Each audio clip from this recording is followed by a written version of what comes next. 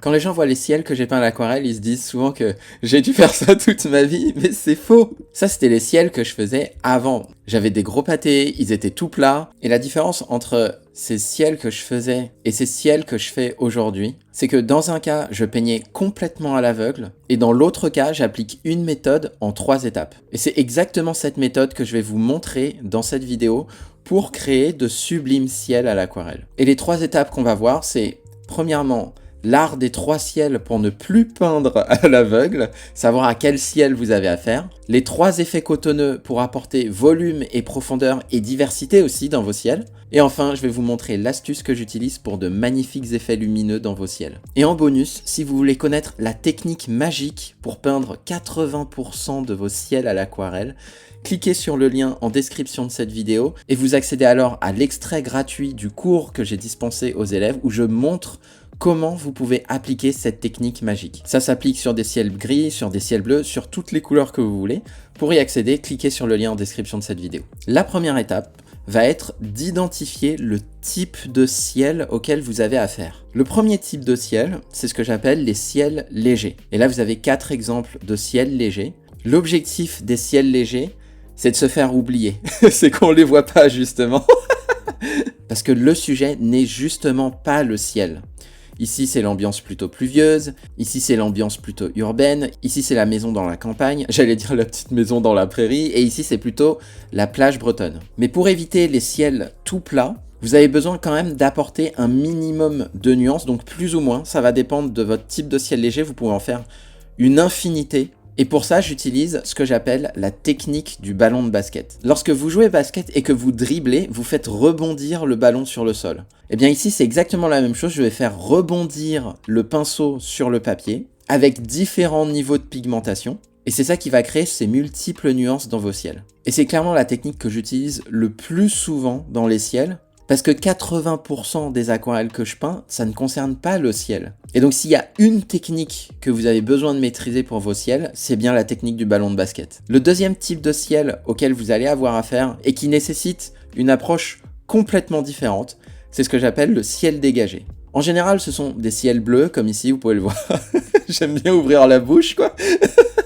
Et je me souviens à mes débuts, quand j'essayais de faire des ciels dégagés, je me retrouvais à faire une passe avec mon pinceau horizontal, une autre passe horizontale, et je me retrouvais avec des bandes ultra moches dans mes ciels. Et la difficulté ici, ça va non seulement de faire fuser vos pigments, mais aussi d'apporter suffisamment de profondeur à votre ciel. Et donc pour éviter cet effet bande moche, j'utilise la technique du passage de relais. C'est ce que je disais aux élèves, on reste dans le domaine sportif.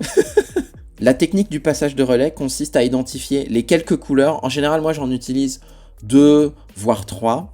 Les quelques couleurs qui constituent votre ciel et à les positionner comme si c'était une course qu'ils allaient faire. Dans la première partie, j'ai une première couleur qui est un bleu plutôt clair, plutôt pâle. Ensuite, dans une deuxième partie de la course, il va donner le relais à une deuxième couleur un petit peu plus soutenue. Et la dernière partie va être déléguée à celui qui va faire le sprint final dans le relais. C'est un bleu plus profond. Et alors qu'au début, j'avais des ciels qui étaient particulièrement plats, en découvrant que je pouvais associer des couleurs plutôt lumineuses et pâles avec des couleurs plutôt sombres et profondes, et ben c'est ça qui permet de réaliser de sublimes ciels dégagés. Et vous voyez que la technique du passage de relais n'a rien à voir avec la technique du ballon de basket. Le troisième ciel que vous avez besoin de maîtriser, c'est ce que j'appelle le ciel chromatique. Le ciel chromatique, c'est celui qui va associer à la fois des couleurs plutôt chaudes avec des couleurs plutôt froides. Donc ici, typiquement, lorsqu'on a un coucher de soleil, lorsqu'on est au crépuscule par exemple ou à l'aube, on va avoir des couleurs orange à l'horizon avec un ciel bleu lorsqu'on s'écarte de l'horizon. Et là, c'est pareil, on va avoir des couleurs plutôt chaudes au centre, là où il y a le soleil, avec des couleurs plutôt froides à mesure qu'on s'écarte du soleil. Et je vous montre surtout des grands formats parce que les techniques que je vous explique dans cette vidéo, elles permettent de réaliser des ciels de rêve en quelques minutes seulement, sans aucun coup de crayon. Et c'est ça qui fait la magie de ces techniques, c'est qu'elles permettent de lâcher prise pour pouvoir soit attaquer des formats beaucoup plus grands avec des gestes plus amples, mais c'est toujours les mêmes techniques, soit d'y passer 2, 3, 4 fois moins de temps. Là où avant, je pouvais passer 1h30 sur un ciel, aujourd'hui, je peux y passer 10, 20 minutes. Et je vous les présente dans cet ordre-là parce que les ciels chromatiques sont plus complexes à réaliser que les ciels dégagés. Parce que si on prend uniquement la partie supérieure ici, on a affaire à un ciel dégagé en réalité. C'est un ciel bleu finalement. Mais comme il y a cette partie-là, on ne peut pas le traiter de la même manière. Et c'est là que j'utilise la technique du pont de lumière. La technique du pont de lumière consiste à créer un espace, ce que j'appelle une zone de cessez-le-feu, parce que le problème que j'avais au début, c'est que il y avait une guerre entre le bleu que je mettais ainsi que le orange que je mettais à l'horizon. Et du coup, le bleu se mélangeait à l'orange, ça me faisait un gris moche au possible. Et le jour où j'ai découvert que d'un côté, j'avais la ville orange et de l'autre côté, j'avais la ville bleue et qu'il y avait un pont de lumière qui séparait les deux, donc en créant cette zone de cessez-le-feu où les deux ne se font plus la guerre, mais les deux, au contraire, vont se rencontrer en douceur et vont finir par se marier, eh bien c'est là que mes ciels chromatiques ont commencé à vibrer, alors qu'avant c'était juste du pâté et du gris. Et donc là, ce qui serait intéressant, c'est que vous preniez 2-3 ciels que vous aimeriez peindre à l'aquarelle et que vous les passiez sous ce prisme. Est-ce que c'est un ciel plutôt léger? Est-ce que c'est un ciel dégagé ou est-ce que c'est un ciel chromatique? Et alors qu'avant, moi, j'avais aucune conscience de ces différentes catégories de ciel et je peignais complètement à l'aveugle et je me retrouvais avec des ciels boueux au possible. Aujourd'hui, je regarde un ciel, je me dis « Ah, celui-là, c'est plutôt un ciel chromatique. Ok, bah du coup, je vais utiliser la technique du pont de lumière. Ah là, c'est plutôt un ciel léger. Ok, je vais utiliser la technique du ballon de basket. » Et si vous voulez connaître dans le détail comment faire le dosage au pigment pour le ballon de basket, eh bien, j'ai créé le bonus gratuit pour peindre tous vos ciels légers. Donc ceux que vous voyez ici notamment. Pour ça, cliquez sur le lien en description de cette vidéo et vous accédez alors à la technique pour pouvoir réaliser tous vos ciels légers. Une fois que vous avez identifié le type de ciel auquel vous avez affaire, la deuxième étape consiste à créer de magnifiques effets cotonneux. Et les effets cotonneux, il y en a 3 notamment. Le premier effet cotonneux, c'est les nuages foncés. Les nuages foncés, c'est la technique que j'ai utilisée pour faire notamment cette aquarelle au crépuscule que j'ai exposée au carrousel du Louvre. Donc le truc de fou quoi.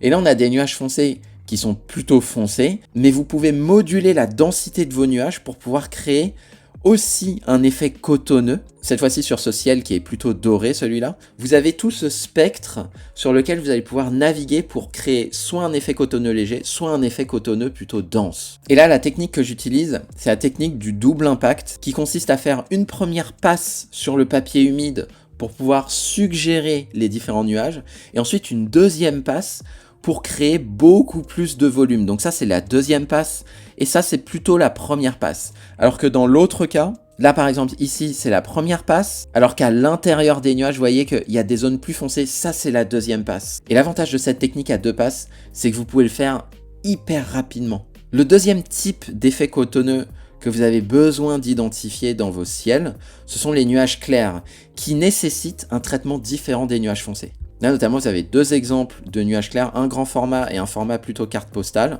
Et contrairement à la technique des nuages foncés où d'abord vous faites votre ciel et ensuite vous appliquez la texture cotonneuse, ici on va plutôt éviter les nuages blancs et peindre uniquement le ciel qui, de par sa couleur plus foncée, va faire ressortir les nuages plus clairs. Et donc soit vous avez des effets plutôt flous entre le ciel et les nuages, soit vous avez des effets plutôt nets entre le ciel et les nuages comme vous pouvez le voir ici. Donc là on est plutôt sur une technique d'évitement des nuages pour pouvoir justement les faire ressortir. Et enfin, le dernier type de nuage, et celui-là j'ai mis longtemps avant de le réaliser, pour moi les nuages étaient soit foncés, soit blancs.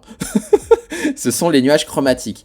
Et les nuages chromatiques, alors, ça ne veut pas dire que les nuages ici sont forcément blancs. Là, il y a plein de nuances, et notamment les zones foncées des nuages qui permettent de suggérer leur volume. Ici, elles sont plutôt bleues. Donc quand je parle de nuages chromatiques, c'est la même chose que pour les ciels chromatiques. Un ciel dégagé, par exemple, peut être jaune, comme on peut le voir ici. Là, on a plutôt un ciel dégagé jaune. Et de la même manière qu'un ciel chromatique, il a à la fois une zone chaude et une zone froide, et bien un nuage chromatique, c'est la même chose. Il va avoir à la fois une zone dans le nuage, la zone claire qui est en général plutôt chaude. Ici par exemple, elle est plutôt rosée, et ici c'est plutôt orangé.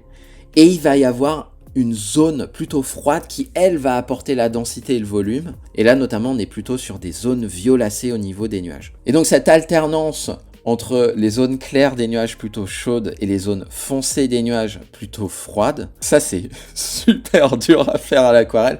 C'est pour ça que c'est un des derniers types d'effets cotonneux que je vous présente. C'est une des techniques les plus difficiles que je trouve à réaliser à l'aquarelle. Parce que là, on va utiliser la même technique que pour les ciels chromatiques, qui est, si vous vous souvenez, c'est la technique du pont de lumière, sauf que ici, on va le faire à l'échelle d'un nuage. Donc déjà, le pont de lumière, c'est pas de la tarte, mais le faire dans un environnement qui est beaucoup plus restreint ici, préserver à la fois la clarté et la chaleur de votre zone claire de votre nuage par rapport à la profondeur et à la densité des zones froides, ça c'est assez difficile, notamment entre les deux, créer ce fameux pont de lumière qui doit être, pour le coup, c'est comme de l'horlogerie suisse. Là, on est sur un dosage qui est millimétrique pour pouvoir réaliser ces transitions de couleurs sans pour autant que ça fasse bande violette, bande rose. On est ici sur une fusion entre les deux. Donc clairement, j'ai mis des années avant de commencer à faire des nuages chromatiques. D'une part parce que je n'avais même pas conscience qu'il y avait des nuages chromatiques dans les ciels. Pour moi, c'était « Ah, bah il est joli ce nuage.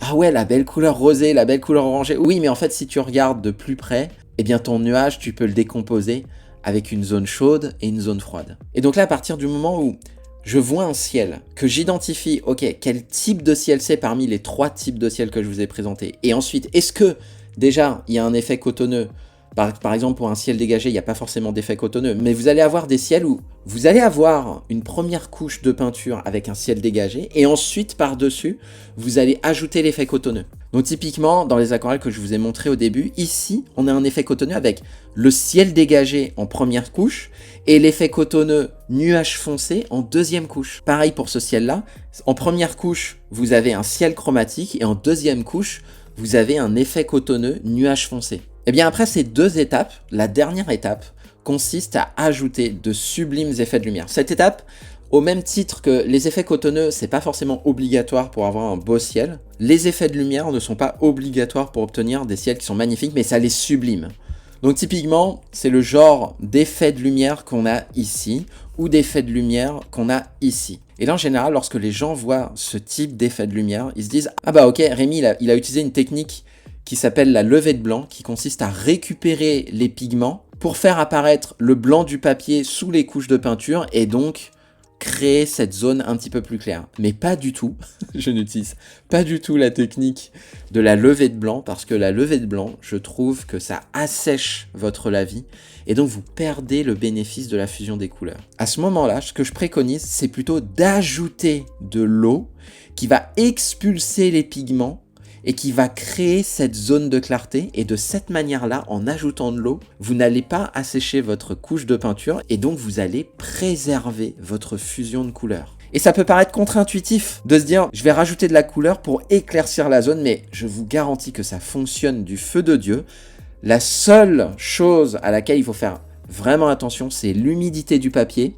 Si votre papier est trop sec, vous allez obtenir des auréoles. Si votre papier est trop humide, vous n'allez pas pouvoir créer des zones, des sillons de lumière, ce que j'appelle ces sillons de lumière, qui créent cette zone de clarté, et vous allez perdre toute la lisibilité puisque vous allez délaver vos couleurs, vous allez mettre trop d'eau, l'eau va emporter tous vos pigments, donc vous allez perdre tout le bénéfice de vos premières couches de peinture. Et donc là, je vous ai présenté la méthode exacte que j'utilise pour décrypter, décoder et démystifier les ciels. Et si maintenant vous voulez tester ce que je vous ai montré, je vous ai préparé un extrait gratuit du cours complet que j'ai dispensé aux élèves qui s'appelle Sublime Ciel et qui vous permet de réaliser des ciels de rêve en 10 minutes. Pour accéder à cet extrait en vidéo complètement gratuit, cliquez sur le lien en description de cette vidéo. Merci à vous et à très vite.